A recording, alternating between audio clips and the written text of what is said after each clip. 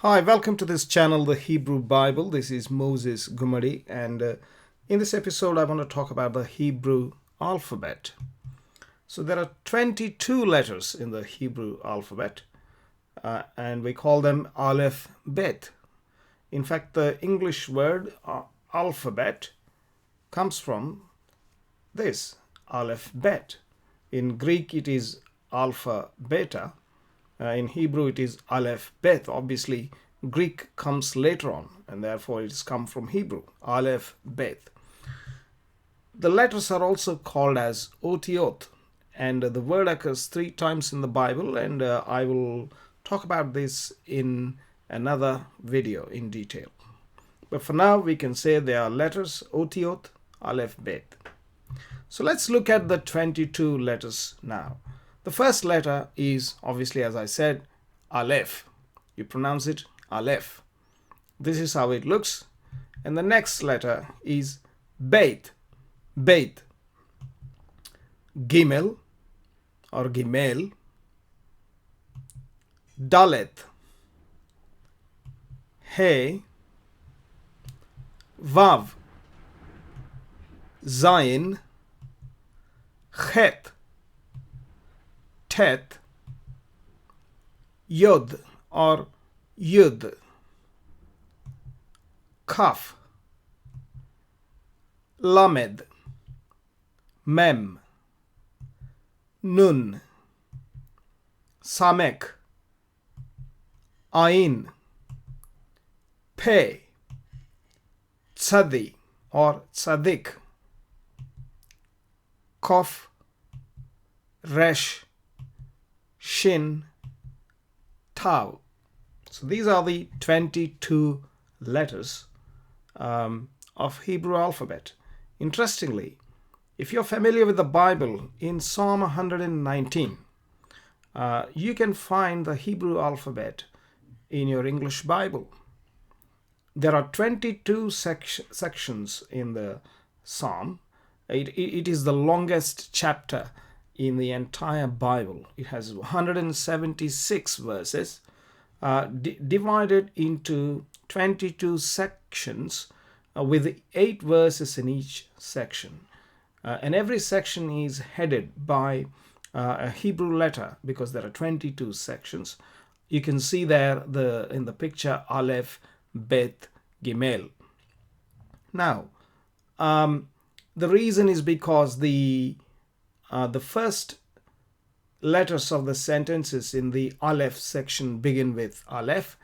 The verses in Bet section begin with Bet, etc.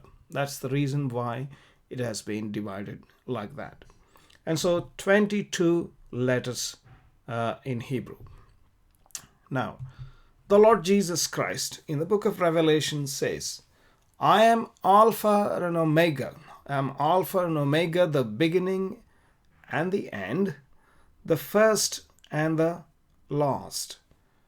I take the Hebrew Salkinson Ginsberg translation of the New Testament into Hebrew, where he says, Anochi, Aleph ve'Tav, Rishon ve'Acharon, Rosh ve'Suf, Sof. Anochi Aleph ve'Tav, Aleph ve'Tav, meaning I am Aleph and Tav. He is referring to the first and the last letters of the Hebrew alphabet. If you look at it in English, I am Alpha and Omega. Omega is the last letter in the Greek, but the equivalent in the Hebrew is Tav. That is why you can see in the Hebrew translation, we read Aleph and Tav. So this is the Aleph, the highlighted ones, and you have the Tav. Now, these are the equivalent English letters and the pronunciations. I will do a separate video on the pronunciations. For example, if you look at Dalet, it can be pronounced as Da or Da. Also, if you look at Kaf, Kaf can be pronounced as Ka or Kha. So it has alternate pronunciations. Shin, for example, can also be pronounced as sin. Israel, for example, that word uses the letter sin, shin, sin. There is a dot on the top that is kept at a different location. So we will talk about them in separate videos. But at the moment, all these differences in pronunciations are only on the letter. There are only 22 letters. Now, let's go back to the alphabet, and I want to introduce what we call them as the Sofit letters, the last letters. For example, the letter Kaf has a end form, as in if that letter is found at the end of a word, it is not written the way it is normally done, but it is written slightly differently, as it is shown here in Kaf Sofit. Kaf Sofit. So for Kaf, you have an end form. And then for Mem, also you have an end form, Mem Sofit. You also have Nun Sofit. And you have Pe Sofit. And you have Tzadi Sofit. So there are 5 Sofit letters, and that makes up in total 27 letters. But primarily remember, there are only 22 letters. The Sofits are basically a variation in writing. They're still called Kaf, Mem, Nun, Pe, and Tzadi. Okay, so that's the 27 because of the Sofit letters. Now, these letters that you see are written in a different font. The font being it's a different font. As you can see, there are some crowns on it. If you look at Gimel, there are 3 prongs like crowns. Also Tet, Zayin, etc. So they have crowns. So this is a calligraphic font.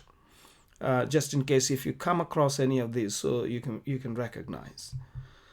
Now let's take the letters Aleph to Tau, right, and look at the numbers. What are the numbers?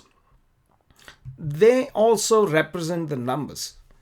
The alphabet in Hebrew not only represents sounds, but also represents numbers, meaning they don't have 1, 2, 3, 4, these numerals in Hebrew. There are no numerals. So you have to use Hebrew letters to represent a number, or write it in words. If you want to write it in figures, then you have to use the letters. Either way, you have to use the Hebrew alphabet to describe a number. And so these are the numbers 1 to 9. So the first row is 1 to 9. The second row begins with Yud, 10 to 90. Okay, and then of course the next is the 100 to 900 you would expect, but only 4 are there, and therefore 100 to 400. But wait, remember the Sofit letters, and that completes. And so we do have indeed 100 to 900. So those are the values: 1 to 9, 10 to 90, 100 to 900. And then these last letters can also have their original values. In fact, that is the default way of calculating. But an alternative way of calculating is to use this 500, 600, 700, 800, 900 values. Now, after 900 comes what? Obviously 1000. And what is 1000? Again, Aleph is 1000. Interestingly, because though not always written like that, but Aleph is 1000 because the word for Aleph, slightly pronounced differently, Aleph, means 1000. Now there is no difference in the letters. Aleph is written with 3 letters: Aleph, Lamed, Pe. But only the pronunciation marks is what makes it different, and most of the times there are no pronunciation marks. And so whether it is Aleph or Aleph, it also means 1000. It's very interesting. So it goes back to the beginning, as you can see after the 900. Right, now we would have known about or heard of the words Jot and Tittle. for it appears in the Bible. The Lord Jesus Christ in Matthew chapter 5 verse 18, he says, "For verily I say unto you, till heaven and earth pass, one jot or one tittle shall in no wise pass from the law," that is the Torah, "till all be fulfilled." Not a jot or a tittle shall pass till all be fulfilled. And the words that are used in Hebrew, Sarkinson Ginsburg translation, as I have mentioned earlier, is jot is yud and a tittle is quotes. Yud and quotes. Well, what are these jots and tittles? Here is the yud or yod. We say yod and yud are just one and the same. I have shown in two different fonts. On the left hand side you can see two boxes. They are both yud. And the first one is the regular font and the second one is the calligraphic font. It's so tiny, it's just like a dot. That's what the point is. It's a yud. Even that wouldn't pass away. But what is the tittle? Now look at these two letters, bet and kaf. What is the difference between them? The difference is that if I overlay kaf over bet, you can see that small extra prolongation on the right hand side in the bottom and shown in the green. That's the tittle. That's the tittle. And therefore it's like a serif in English. You know, we talk about the sans serif fonts. So that extra a little bit prolongation, elongation, you can say, that is the tittle. Not a jot or a tittle shall no wise pass from the law.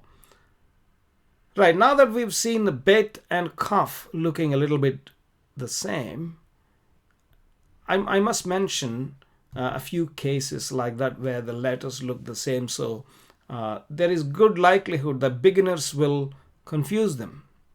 Bet and kaf will look the same to some people. So be careful. So they are different. Bet is different from kaf. So don't confuse them. You can see the difference. Similarly, dalet and resh. People can confuse. But again, there is a difference. Now, dalet also can be confused with kaf sofit. Kaf sofit. The last letter of the kaf. The last letter of the kaf sofit is the end form of kaf, as we have mentioned earlier.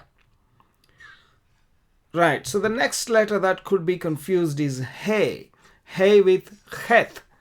He with chet. It's very similar. There is a gap on he where there is no gap in chet. Vav can be confused with nun sofit. What's the difference? They both look the same.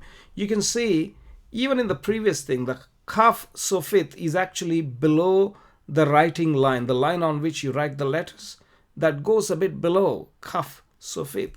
Also nun sofit goes below. So that's the last letter of the word. When nun occurs in a word, in the end, that's how you write it, nun sofit.